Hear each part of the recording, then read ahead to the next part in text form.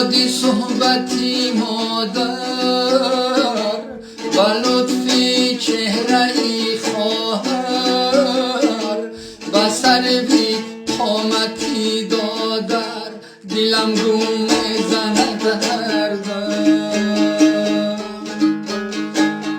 و یادی صحبتی مادر و لطفی چهرهی خواهر و سروی قامتی دادر دلم گم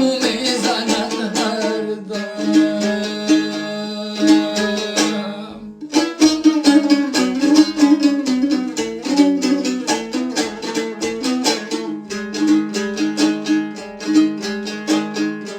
بر قبض گوشه ایوان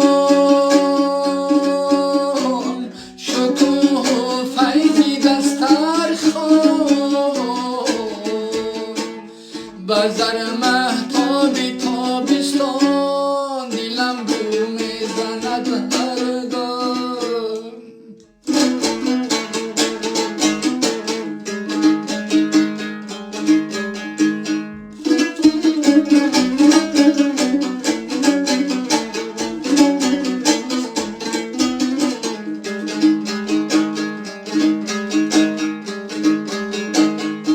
با شادی پندی دادایم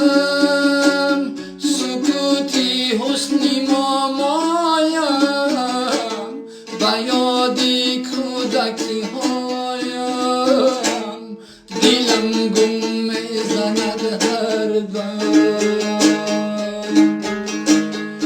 با شادی پندی دادایم سکوتی حسنی مامایم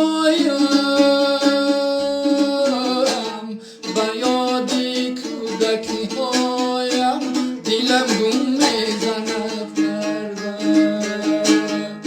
دلم گم زند هر دم